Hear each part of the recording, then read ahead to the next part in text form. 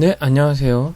열혈 강의 소프트웨어 아키텍처 설계 가이드 강의를 시작하겠습니다. 네, 첫 번째 강의 시작하기 전에 인트로 소개에 해당되는 강의로서요. 처음 시작하는 강의가 되겠습니다. 저는 강승준이라고 합니다. 네, 본격적인 강의를 시작하기 전에 인트로 부분이라고 해서 목차 및 강의 내용을 소개하는 그런 부분을 시작하도록 하겠습니다. 네, 인트로 강의의 목차는 다음과 같습니다. 첫 번째, 간략하게 강사 소개를 진행하고요. 그 다음에 소프트웨어 아키텍처 설계 가이드의 강의 목적이 무엇인지에 대해서 간단히 말씀드리도록 하겠습니다. 그리고 책자를 집필하게 된 배경, 향후 소프트웨어 설계 강의 목차, 그리고 마지막으로 이 책을 통해서 본 저자가 전하고 싶은 말이 어떤 것인지에 대해서 간략하게 인트로 강의를 진행하도록 하겠습니다. 네, 첫 번째로 강사 소개를 진행하겠습니다. 네, 이렇게 좀 인터넷 강의로 진행을 하려다 보니 약간 쑥스럽고 강의는 많이 해봤지만 화면을 보고 멍하니 하자니 약간 쑥스러운 느낌이 듭니다. 그렇지만 진행을 해야겠죠. 그런 의미에서 저는 현재 정보통신산업진흥원에 근무하고 있고요. 그중 소프트웨어공학센터의 소프트웨어공학기술팀에서 근무를 하고 있습니다. 사진은 올릴까 말까를 고민을 했었는데 굉장히 잘생긴 얼굴이라 사진은 올리지 않았고요. 상상에 맡기도록 하겠습니다. 간략하게 제 개인 양력을 소개시켜 드리면 저는 공학 석사를 했고요. 석사를 마친 이후로 바로 S전자, 다 아시죠? 삼성전자에 근무를 약 6년 정도 했습니다. 소프트웨어 공학센터에 있기 전에 소프트웨어 연구소라는 삼성전자의 CTO 직속에 근무를 했고요. 거기서도 마찬가지로 소프트웨어 공학에 대한 연구 및 각 사업부로의 배포 이런 업무를 담당했고요. 주로 했던 것도 역시 아키텍처와 기타 소프트웨어 공학 기술 방법론 이런 부분들을 전공을 했습니다. 전자에서도 방법론을 정립하고 만들어서 각 사업부에 전파하고 산출물 양식을 만든다거나 여러가지 도움을 준다거나 이런 작업을 했고요. 마찬가지로 2010년에 정보통신산업진흥원으로 이직을 해서 똑같은 업무를 하고 있습니다. 그래서 아키텍처 관련한 방법론이나 절차를 정립해서 이번에는 중소기업 대상이고요. 좀 국내 전체적인 그 기업체들 대상으로 이를 전파하거나 또 수립하는 데 도움을 주거나 정립하는 데 도움을 주는 그런 활동을 현재까지 계속하고 있습니다. 근데 강의 이력은 여기 좀 거창하게 써놨는데 사실 거의 주로 하는 게 컨설팅이고 멘토링이다 보니까 거의 주당 3일 정도 강의를 하고요.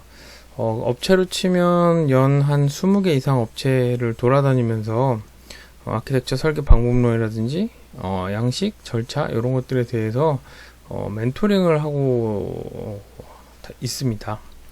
그래서 강의 여러 가지 세미나 컨퍼런스 이런 데 발표를 했고요. JCO 다 아시겠지만 JCO나 기타 개발자 데이라든지 이런 곳에서 세미나 강연도 했고요. 현재는 서울과기대나 강원대에서 지금 시간 강사 겸임 교수까지는 아직 아닌 것 같고요. 시간 강사로 한 학기 강의를 맡아서 진행을 하고 있습니다. 연락처는 아시다시피 요 지메일 이용해서 보내주시면은 제가 시간이 나는 한도 내에서 답변을 드리도록 하겠습니다. 질문 있으시면 여기로 연락 주시고요. 네, 이제 본격적으로 소프트웨어 아키텍처에 대해서 이 본 강의 책도 있지만 이 강의를 통해서 여러분들이 알아야 될 목적 왜 이 강의까지를 하게 됐는지에 대해서 가장 간단하게 좀 설명을 드릴게요. 첫 번째로는 소프트웨어 설계 절반에 걸쳐서 기본적 개념의 이해가 굉장히 필요하게 됩니다. 소프트웨어 아키텍처를 하다 보면은 설계라는 작업은 굉장히 그 고수준의 기술과 개념의 이해를 요하기 때문에 아키텍처 설계에 필요한 기본적인 개념이 무엇인가, 이런 부분에 대한 이해를 시켜드리는 게 첫 번째고요. 그다음 두 번째는 그 설계 절차가 굉장히 복잡하다면 복잡하고 쉽다면 쉬운데, 이러한 설계 절차에 대해서 어떤 식으로 진행해야 되는지, 또 어떤 양식을 통해서 어떤 방법을 통해서 진행해야 되는지에 대한 소개가 두 번째 목적이고요.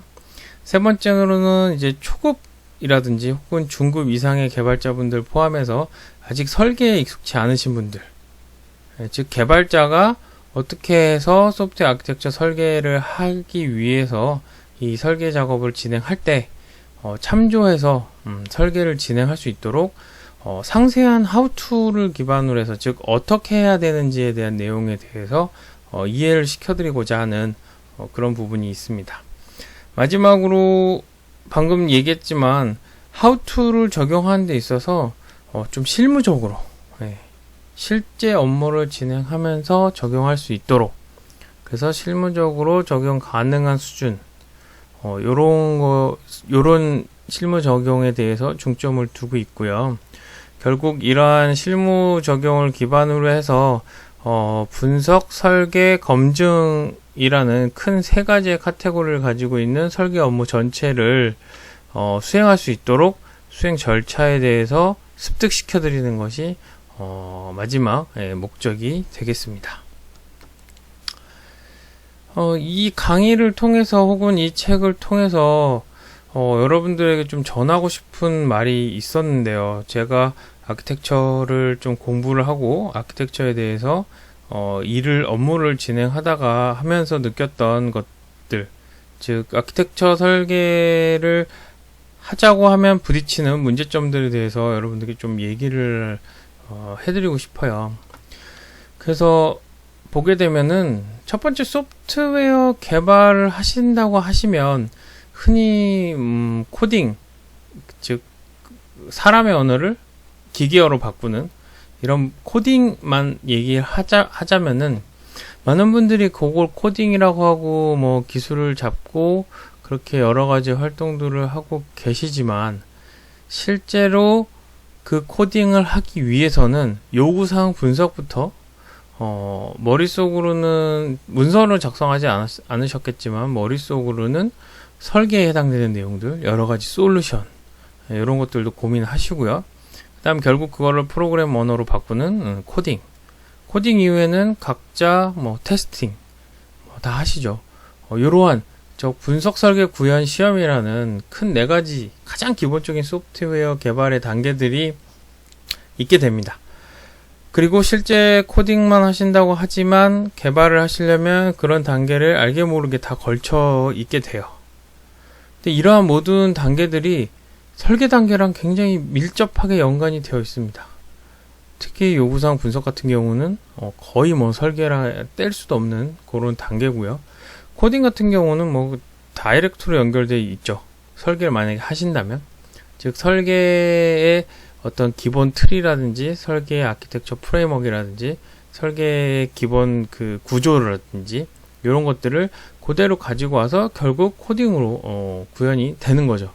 그래서 그 구현된 코딩들이 아키텍처대로 잘 구현되느냐, 혹은 요구사항에 따른 설계를 통해서 결국 이것들이 원하는 기능을 나타내고 있느냐를 테스트해서 확인하게 되는 거죠. 그 테스트도 그냥 확인할 수는 없겠죠. 설계라든지 요구 분석에 대한 내용들 가지고 잘 구현이 됐고 실제적으로 기능을 하고 있는지에 대해서 테스트를 하게 되는 거죠. 그래서 결국 개발을 진행하시다 보면은 각각의 요구사항 분석부터 시작해서 설계, 구현, 시험 다 중요한 항목이지만 결국 개발의 가장 중요한 그 솔루션과 가장 중요한 그 축을 잡고 있는 것은 결국 설계라는 어떤 활동이 되는 것이죠. 그래서 많은 분들이 지금 뭐 이 강의를 듣거나 이 책을 보시는 많은 분들이 설계를 하지 않는다고 저는 알고 있습니다. 단연간 설계에 대해서 강의도 하고 여러 기업체들을 다녀본 결과 거의 대부분의 업체들이 설계를 하지 않습니다. 그렇기 때문에 개발자들이 뭐 알아서 하는 그런 작업들이 돼버리는 거죠. 그래서 그런 환경화에서는 결국 소프트웨어 아키텍처에 대한 어떤 활동이라든지 관련된 산출물, 문서 혹은 머릿속에 있는 것도 어떤 도면 형태로 표현해낸다거나 최소한의 다이어그램들을 그린다거나 이런 활동들이 거의 전무하거나 굉장히 미비하게 됩니다. 있다고 하더라도 그냥 뭐 문서 작업을 위한 간단한 정도, 아니면 정말 최소한의 작업들, 이런 게 현실적으로 이렇게 진행이 되고 있고요. 대부분의 실무에서는 설계를 왜 하냐, 설계할 시간에 뭐 코딩을 더 해라, 테스트를 더 해라, 뭐 이런 식으로 진행이 되고 있기 때문에 이런 소프트웨어 설계에 대해서 굉장히 인색한 그런 활동들이 되고 있어요. 그래서 대부분의 하지 않고 있는 문제점들이 실무적으로 있고요. 그렇게 됨으로 해서 노하우들이 뭐 잘 모르시죠. 위에서 선배들이라든지 위에서 뭐 하면서 조금씩 내려오거나 이런 방법들이 잘 공유되거나 이래야 되는데 이런 부분들이 없어요. 그렇기 때문에 무슨 책이라든지 논문이라든지 이런 내용도 뭐 잘 나와져 있는 게 없어요. 그래서 찾아서 공부를 하려고 하더라도 특정 논문 같은 경우는 굉장히 디테일한 세부 영역들만 다루고 있는 그런 문제점도 있죠. 그래서 공부하기가 상당히 어려워요. 그렇다고 공부하기도 어려운데 그걸 공부를 했는데 그 책의 내용만 가지고 실무적으로 하려고 하니까 또 굉장히 어려움이 따르더라고요. 무슨 구체적인 방법이 있는 것도 아니고 개념적인 어떻게 무엇을 수행해야 된다 뭐 이런 내용들만 있고 어떤 식으로 어떤 절차를 통해서 수행해야 된다라는 그런 내용은 상당히 좀 없어요. 현재까지도 없고요. 그래서 실무적으로 이걸 어떻게 풀어야 되나, 결국 하나의 단계를 수행해야 될 때 그 단계를 절차적으로 하나씩 해결해 나가야 되는 그런 절차가 필요한데 그런 부분들이 자세히 나와 있는 부분들이 굉장히 찾기 힘들고요. 그래서 그런 어려움이 굉장히 많았습니다. 그리고 처음 서두에도 말했듯이 설계는 개발의 모든 단계와 밀접하게 연관이 되어 있어요. 그래서 결국 하나하나 파다 보면은 굉장히 방대하게 연결된 부분들을 다 봐야 되는 거죠. 거의 요구사항 분석부터 시작해서 아키텍처 설계, UML이라고 보통 얘기하는 그런 UML 표준 기법 이런 것들도 봐야 되고, 관련된 수없이 많은 코딩 구현도 어떻게 될지 이런 것도 기술적으로 좀 알아야 되고요. 결국 이게 테스팅까지 넘어갔을 때 어떻게 테스팅하는 게 편하게 될지, 혹은 테스팅과 연결을 어떻게 시켜줘야지 결론적으로 테스팅 쪽에서 이 부분에 대해서 검증해낼 수 있는지, 이런 내용들까지도 알아야 되기 때문에 소프트웨어 개발 기술 전반적인 부분에 대해서 좀 이해가 있어야 되는 이런 부분도 굉장히 문제점으로 나타납니다. 마찬가지로 이러한 개발 기술 전체에 대해서 구체적으로 다루고 있는 부분이 없어요. 교재도 없고 강의하고 계시는 분들도 거의 없고, 국내에서 강의라고 하면은 거의 UML 강의에 RUP 프로세스를 적용해서 강의를 하시고 그거를 설계를 하고 설계 교육이다라고 하시는 분들이 거의 대부분인데, UML 교육은 설계 방법론이라고 하기에는 국제 표준 규약에 대한 교육입니다. UML이라는 건 그냥 설계 도면을 이런 식으로 표현하면 된다라는 규약에 불과하기 때문에 그것만 가지고서 설계 전체를 구현하기는 상당히 어려운 부분이 있죠. 그런 부분들 포함, 또 설계를 그런 식으로 어떻게든 하신다고 하더라도 설계에는 굉장히 많은 노하우들이 들어가 있기 때문에 결국 기업체나 설계하시는 분은 보안상의 이유로 공유를 굉장히 꺼립니다. 특히 우리나라 문화 같은 경우는 외국 문화나 유럽이나 뭐 해외 문화들은 이걸 오픈해서 공유하고 뭐 이런 문화들이 굉장히 좀 잘 돼 있죠, 사실 관습적으로나. 근데 저희 우리나라 같은 경우는 이렇게 오픈하고 공유하고 자기 자신을 드러내는 이런 문화가 아니기 때문에 이런 것도 이런 이유로 인해서 공유하는 것들 굉장히 힘들어하세요. 물론 기업 입장에서의 그 보안상의 이유도 있겠지만 기본적으로 공유가 굉장히 어렵고 이렇기 때문에 실무 뭐 이슈라든지 실무적인 그런 사례들이 공유되는 경우가 거의 없습니다. 네, 이런 것도 굉장히 힘들었고요. 그리고 뭐 특히 SI 쪽 업무를 진행하시다 보면은 감리를 받기 때문에 감리에서 설계 자료들을 굉장히 요구하거든요. 그렇기 때문에 설계를 감리를 받기 위한 문서 작업의 일환으로만 SI 쪽은 주로 생각을 합니다. 그래서 그 설계 문서에 해당되는 작업들만 추후에 모든 작업이 코딩까지 포함해서 완료된 이후에 역으로 도출해서 문서 작업으로 감리를 받는 그런 작업들이 거의 일반화되어 있죠. 그래서 문서 작업의 일환으로 생각을 하고 있어서 그 품질 수준이 이제 굉장히 미약한 거죠. 결국 소프트웨어 코딩 그 개발을 하기 위한 설계가 아니라 이미 했던 내용을 감리나 어떤 특정 목적에 의해서 그냥 문서 형태로 다시 돌려놓는 이런 경우이기 때문에 그 설계 문서 자체가 그걸 보고 구현을 하기 힘들 정도로 수준이 미약하거나 마찬가지로 이런 미약하지만 그것조차 개발자들에게 넘어가지 않는 거죠.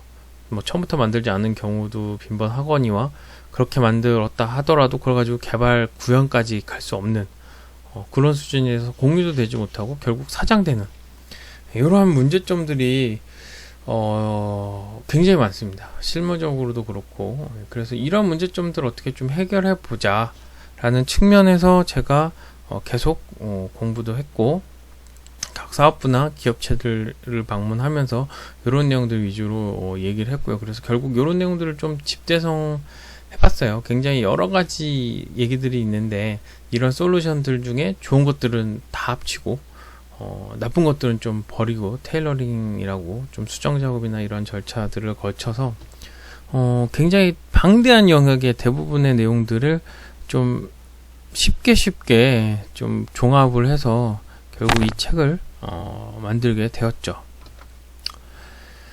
그런 책자고요. 그래서 이 향후 소프트웨어 설계의 강의의 목차를 간단하게 말씀을 드리면은 첫 번째는 소프트웨어 아키텍처 개요. 소프트웨어 아키텍처는 도대체 뭐냐? 기본적인 소프트웨어 아키텍처에 대한 이해를 약 1시간에서 2시간 정도의 강의를 통해서 진행을 하게 될 거고요. 그 다음에 소프트웨어 설계를 하다 보면은 품질 속성을 도출해야 됩니다. 이 품질 속성은 즉 요구사항에 대한 분석, 요구에 대한 분석 작업에 해당되는 내용이고요. 요 분석은 아키텍처를 위한 분석이라고 이해하시면 되고요. 그 아키텍처를 위한 분석 중에 제일 중요한 내용인 품질 속성, 그리고 이 품질 속성 시나리오를 어떻게 작성하느냐, 뭐 품질 속성은 어떤 것들이 있느냐, 이런 것들에 대해서 약 1시간에서 2시간 정도 마찬가지로 강의를 진행하게 될 거고요. 그 다음에 이제 핵심 작업이죠. 어떻게 보면 아키텍처 설계하는 부분, 이 부분을 어떻게 진행해야 되는지 간략하게 여기에 개념적인 이해, 설계 방법론, 주로 이론적인 부분이 되겠습니다. 이것도 약 1시간 정도 진행이 되게 될 거고요. 그 다음에 소프트웨어 아키텍처 뷰는 어떻게 작성을 하느냐. 뷰라고 하면은 건축물의 설계 도면이 있듯이 소프트웨어 아키텍처도 소프트웨어에 대한 설계 도면이 있게 됩니다. 그 도면을 어떤 방식, 어떤 식으로 그리게 되고 어떻게 카테고리를 나눠서 진행을 하게 되는지에 대한 내용이고요. 그 다음에 생명주기라는 건 라이프 사이클이라고 하는 생명주기는 소프트웨어 아키텍처 전반에 걸쳐서 어떠한 방법, 방식, 절차, 순서를 가지고 진행을 해야 되는지 이러한 내용. 그래서 설계에 대한 생명주기는 처음 분석 아키텍처를 위한 분석부터 시작해서 설계, 그 다음 아키텍처에 대한 검증, 이런 전체 설계 주기가 각각의 절차를 어떻게 가져가며 어떤 방법들을 타고 들어가는지, 이런 부분에 대해서 설명을 해 드릴 겁니다. 그리고 그 다음에 실제적으로 각각의 디테일한 굉장히 세부적인 방법론, 즉 짧게는 5분, 길게는 1시간 정도의 작업으로 이루어져 있는 그 작업들의 연속된 절차들, 그 중에 요구사항 분석 절차, 약 2시간에서 3시간 정도의 시간의 강의로 진행을 할 계획입니다. 그리고 실무적으로 가장 중요한 이제 설계 뷰 작성 작업, 설계 핵심이고요. 이 부분을 이제 뭐 패턴이라든지 설계 전술이라든지 이런 방법들을 통해서 어떻게 결국 아키텍처 설계 도면인 설계 뷰를 만들어내는지, 이러한 뷰까지 만들어내고 결국 향후 제일 중요한 설계 문서를 만드는 그런 방법까지 다 해서 좀 시간이 많이 걸립니다. 이거 한 3시간에서 4시간 정도 강의로 진행이 될 계획입니다. 그리고 마지막으로 이렇게 작성한 설계를 어떻게 검증해야 되는지, 요거는 현재로서는 딱히 뭐 정량적인 어떤 방법은 없고요. 일단은 전문가들 위주로 최대한 정량적으로, 수치적으로 혹은 이론적으로 나타낼 수 있는 방식으로 설계를 검증하는 그런 부분이 되겠습니다. 그래서 이거는 약 1시간에서 2시간 정도의 시간으로 구성이 되어 있습니다. 책자를 보시게 되면은 목차가 9장, 10장도 있고요. 9장은 패턴에 대한 내용이고 10장은 아키텍처 설계 사례에 대한 내용인데요. 이 부분은 딱히 강의를 할 만한 그런 내용은 아니고요. 읽어보시면서 이해를 하셔야 될 부분이고, 굉장히 많은 패턴에 대한 책들, 뭐 디자인 패턴부터 시작해서 아키텍처 패턴 포함, 뭐 여러가지 자바 뭐 관련된 패턴, 뭐 굉장히 많습니다. 패턴에 관련된 책들은 굉장히 많기 때문에 그런 책들을 조금 더 살펴보시고, 정말 디테일하게 잘 나와 있는 책들도 있고, 심플하게 가장 기본적인 내용만 잘 소개되어 있는 그런 책들도 있고요. 여러가지 책들 혹은 인터넷에 굉장히 많은 자료들이 있거든요. 그래서 그런 자료를 찾아보면서 결국 깊이 있게 이해해 나가는 그런 방식으로 접근을 하시면 될 거고요. 사례는 에세이 형식으로 그냥 쭉 읽어가면서 이해하시면 큰 무리가 없을 겁니다. 굳이 제가 그거를 뭐 강의를 해서 이해시켜 드릴 필요는 없고요. 그리고 그냥 9장과 10장에 대한 내용은 우리 에바 스터디 그룹에서 주로 작성을 해 주셨기 때문에 그런 부분들도 포함해서 강의 목차에서는 제외하게 되었습니다. 그래서 9장, 10장은 제외하고요. 1장부터 8장까지 해당되는 내용들로 강의가 진행이 되도록 하겠습니다. 인트로 강의를 하면서 이제 마지막으로 제가 여러분들께 소프트웨어 아키텍처를 하셔야 된다, 설계라는 작업을 하셔야 된다, 왜 해야 되느냐, 이런 거에 대해서 가장 기본적으로 뭐 향후 강의를 진행하면서 중간중간 계속 말씀드리겠지만, 결론적으로 이 책과 이 강의를 통해서 여러분들께 전하고 싶은 거는, 소프트웨어 설계라는 거는 그냥 설계만 하지는 않아요. 요구사항 분석부터 시작해서 테스트까지 다 걸쳐 있다고 말씀드렸죠. 그 부분을 설계 전반에 걸친 그런 기본 개념과 실무 적용 방법을 총 정리해서 좀 쉽게, 한국 저자가 쓴 책은 아직까지 대학 교재 외에는 제가 못 봤거든요. 그래서 그런 부분들, 여러 가지 해외 뭐 굉장히 깊이 연구한 그런 내용들을 포함해서 그런 내용들 좀 쉽게 그냥 다 총정리해서 여러 군데 찾아보면서 보지 말고 책 한 권으로 정리됐으면 굉장히 좋을 것 같더라고요. 그래서 그런 방법들을 다 모아서 한번 정리를 해보자 라고 한 책이고요. 그래서 그런 기본적인 내용들은 이 책 한 권으로 좀 해결하셨으면 하는 그런 마음이 있고요. 그 다음에 한 스텝 한 스텝씩 실제로 가이드라인이라고 하는 그런 방식처럼 이 단계는 시작을 어떻게 하고, 그 다음에 어떤 작업을 하고, 그 다음 어떤 작업을 하고, 그 다음에 이런 작업을 통해 이런 양식이나 이런 산출물들을 통해서 이런 작업들을 이렇게 수행하세요 라고 좀 정립을 해서 알려드리고 싶었어요. 물론 제가 정립하거나 제가 수행하는 방식이 정답은 아니죠. 그리고 굉장히 심플한 방법도 아닙니다. 어떻게 보면 굉장히 헤비한 풀 버전이 되고요. 하다 보면 굉장히 어렵고 힘든 작업이 될 수 있어요. 그래도 여기서 한번 이런 전체적인 풀 작업을 한번 해보시고 그 다음에 거기서 뺄 건 빼시고 더 할 건 더 하시고 이런 식으로 해서 본인에게 맞는 어떤 설계 절차라든지 설계 방법을 찾아가시는 부분들이 하실 수 있기 때문에 이렇게 한 스텝 한 스텝씩 결국 풀에 대한 업무를 실제 설계 업무를 정립해서 여러분들에게 좀 따라갈 수 있도록 정립하고자 하는 그런 목적이 있었습니다. 그리고 마찬가지로 이러한 단계들을 하기 위해서 실행 절차, 짧게는 5분, 길게는 뭐 1시간, 근데 평균 뭐 5분에서 10분 정도 수행 시간이 걸리는 그런 굉장히 작은 작업들, 태스크라고 부르는 그런 작은 작업들이 뭐 몇백 가지가 합쳐져서 결국 실행 절차와 순서, 그리고 그 절차마다 작성해야 될 양식, 이런 것들이 정의되어 있기 때문에 실무에 바로 적용 가능하도록 이렇게 구성을 해봤습니다. 사실 실무에서 적용할 수 없다면 그거는 큰 효용성이 없다고 저는 생각을 하기 때문에 이왕이면 이론적으로 아는 것도 좋지만 그 이론이 결국 실무적으로 연결이 될 수 있도록 그런 내용으로 구성을 했고요. 서두에도 말씀드렸지만 기존에 존재하는 방법들을 많이 조합을 했습니다. 그래서 뭐 요구사항 분석부터 시작해서 요구사항 분석하는 기법들, 여러가지 그 비즈니스 영역에서 활용되는 굉장히 다양한 기법들, 이런 것들을 활용을 했고요.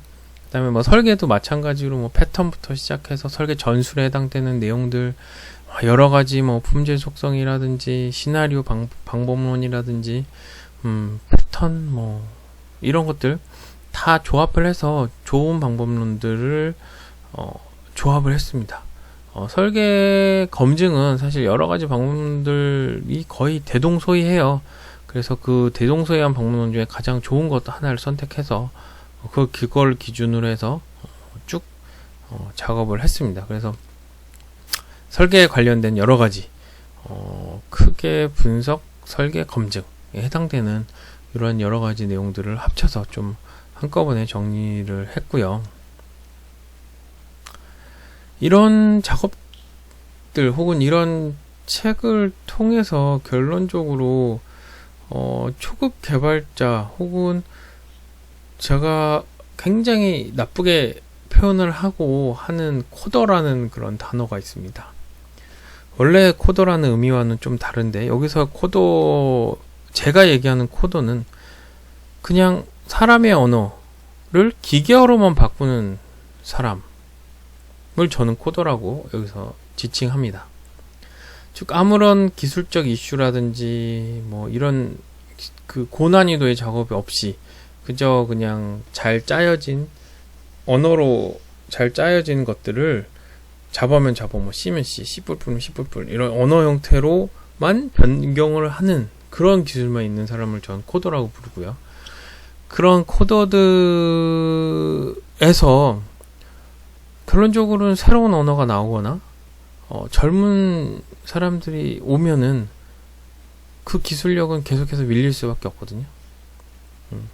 그래서 흔히 뭐 상위 개발자, 뭐 혹은 하급 개발자, 뭐 상하급의 의미가 크진 않지만 흔히 말하는 상위 개발자 혹은 고급 개발자로서의 스킬들은 결국 설계에서 얘기하고 있는 여러 가지 품질 속성을 파악하는 분석하는 능력이라든지 구조를 만들어내는 능력이라든지 상호 연관관계를 구성하는 능력이라든지 이런 것들이 결국 상위 개발자로서의 능력으로 지금 현재도 얘기하고 있고요.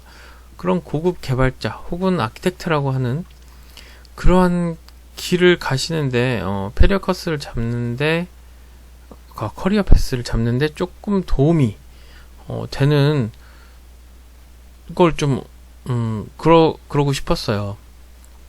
제 책이 그런 거를 보여줄 수 있을지 없을지는 모르겠지만, 결론적으로는 이런 방식을 통해서 설계를 하긴 해야겠는데, 어떻게 해야 할지 모르겠고, 어디서부터 시작해야 할지 모르겠는 분들한테는 이런 책을 통해서, 전체적으로 좀 이렇게 될 수 있구나, 설계라는 게. 이런 식으로 흘러가면은 처음부터 시작해서 결국 검증하는 이 끝단까지 이런 방식으로 한 번씩은 흘러갈 수 있겠구나 라는 부분들만 인지시킬 수 있다면은 그걸 기반으로 해서 그 다음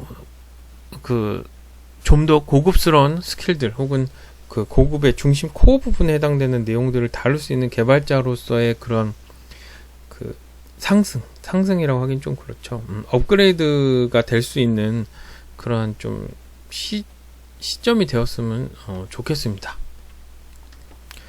그래서 마지막으로 말씀드리고 싶은 거는, 해외에는 평생 개발자로 늙어가시는 분들이 상당히 많고요. 그런 소원이나 그런 소망에 대해서 어색하거나 이상해하지 않아요. 나는 평생 개발자로 살래. 이러한 말들을 굉장히 자연스럽게 할 수 있고, 또 실제로도 그렇게 할 수도 있고요. 근데 우리나라 같은 경우는 힘들죠.